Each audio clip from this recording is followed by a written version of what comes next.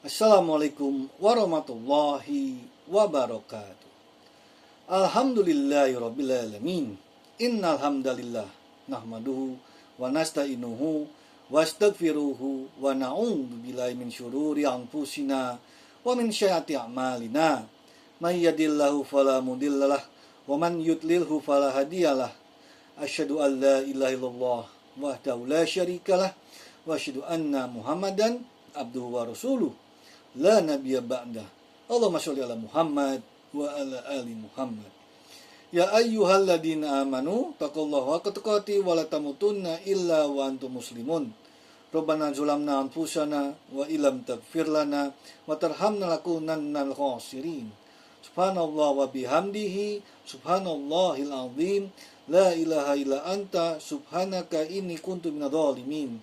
Hasbunallah wa ni'mal wakil, ni'mal maula wa ni'man nasir. Allahumma sholli ala Muhammad wa ala ali Muhammad.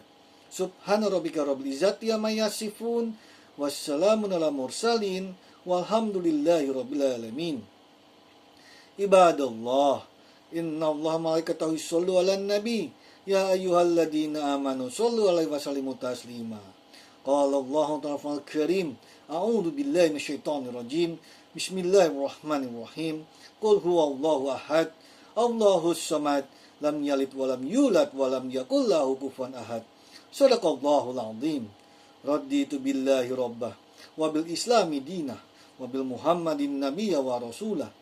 Ya Rabbana walakal hamdu hamdan katsiran thayyiban barakan fihi. Amma ba'du. Tema ceramah kita kali ini adalah cara Islam merawat lingkungan. Para ikhwan wa akhwat rahimakumullah. Pada kesempatan ini penceramah mengajak jemaah sekalian untuk merenungkan kandungan surat Hud ayat 61.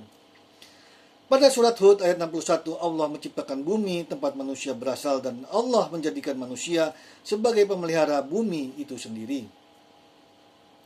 Yang artinya Dia telah menciptakanmu dari bumi atau tanah dan menjadikanmu pemakmurnya. Oleh karena itu, mohonlah ampunan kepadanya, kemudian bertobatlah kepadanya. Sungguh, Tuhanku sangat dekat lagi memperkenankan doa hambanya. Surat Hud ayat 61. Berikut ini adalah beberapa poin yang diangkat dalam Islam terkait pemeliharaan dan penjagaan bumi yang dapat dilakukan sebagai individu, komunitas, perusahaan, negara, atau perusahaan swasta, atau negara sebagai pembuat kebijakan. Pertama, hemat air, listrik, sumber daya alam, dan energi lainnya. Air jelas sumber utama kehidupan makhluk hidup untuk berbagai keperluan. Tanpa air, makhluk hidup tak dapat berbuat apa-apa. Kita perlu mengedukasi orang rumah untuk berhemat dan menggunakan air. Kita juga dapat memperbaiki desain mulut keran yang irit. Para ikhwan wa akhwat rahimakumullah. Kita juga perlu membiasakan diri di rumah, kantor, sekolah, kampus, rumah ibadah, dan ruang publik lainnya untuk mematikan lampu dan alat elektronik lainnya yang tidak digunakan. Memilih alat elektronik dengan watt rendah sesuai kebutuhan.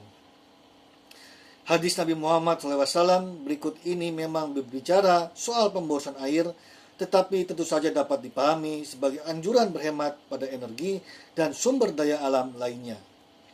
Yang artinya janganlah berlebih-lebihan atau israf. Dan ada seseorang yang bertanya, wahai Rasulullah, apakah ada israf dalam wudhu? Rasulullah menjawab, ya, dalam segala sesuatu ada israf.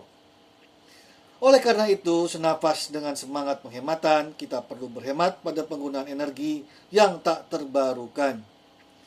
Sebaliknya, kita perlu memaksimalkan energi terbarukan atau energi alternatif. Kita bisa belajar membiasakan untuk menggunakan kendaraan umum untuk menghemat energi sekaligus mengurangi polusi.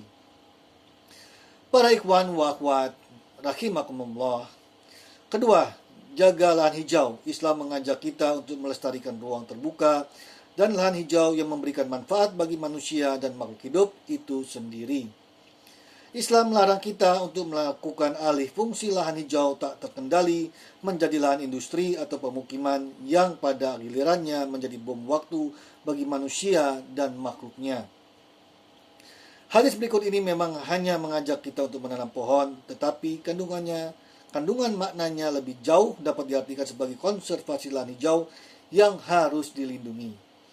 Yang artinya dari sahabat Anas radhiyallahu anhu, Rasulullah SAW bersabda, tiada seorang muslim yang menanam pohon atau menebar bibit tanaman lalu hasilnya dimakan oleh burung atau manusia, melainkan ia akan bernilai sedekah bagi penanamnya.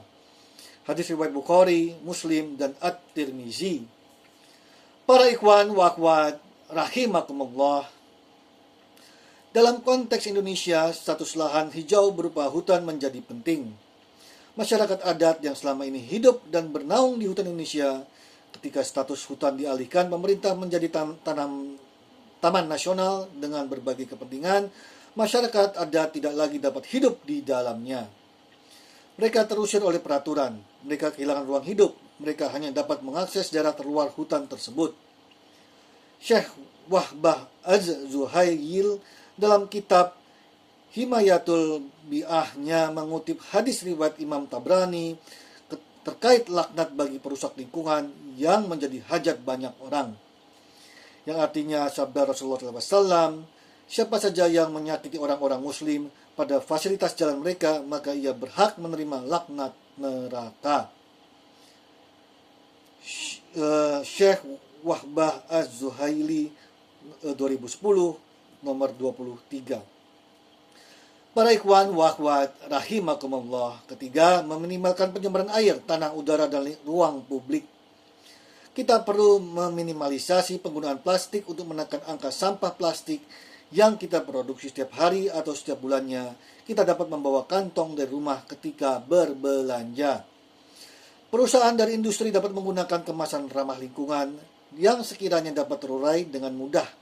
Demikian juga dengan pemerintah dapat membuat regulasi terkait kemasan ramah lingkungan bagi kepentingan rumah tangga maupun industri. Hadis berikut ini bukan hanya berbicara laknat bagi mereka yang mencemari aliran air, jalan, dan tempat berteduh, tetapi juga berbicara dalam skala pencemaran yang lebih besar terhadap air, tanah, udara, sumber-sumber kehidupan, dan ruang makhluk hidup. Yang artinya, hindarilah sumber kutukan yang tiga, buang air besar di sumber air yang mengalir, di jalan, dan tempat bernaung. Hadis riwayat Abu Daud. Diakui atau tidak dengan alasan atau tanpa alasan sama sekali, aktivitas ekstraksi atau penambangan yang dilakukan oleh perusahaan negara atau perusahaan swasta milik daya rusak luar biasa atau menyumbang besar pencemaran terhadap lingkungan, manusia, dan makhluk hidup di sekitarnya. Selain pencemaran udara yang mengandung mikroplastik, timbal, partikel logam halus tak terlihat yang sangat membahayakan kesehatan, kita juga dikepung dengan polusi suara yang sangat mengganggu konsentrasi dan juga kesehatan telinga dan mental, baik karena durasinya maupun ketinggian desibelnya. Ini perlu menjadi perhatian kita semua. Para ikhwan wa akhwat rahimakumullah, demikian ceramah singkat pada kesempatan kali ini. Semoga ceramah ini memberikan manfaat bagi penceramah, jamaah, lingkungan, dan keluarga kita semua. Amin ya rabbal alamin. Sekian, terima kasih, syukron. Barakallahu wa lakum fil Qur'anil azim. Jazakumullah khairan wa billahi taufiq wal hidayah. Ihdina siratal mustaqim. Wallahu muwaffiq ila aqwamit thoriq. Wassalamualaikum warahmatullahi wabarakatuh.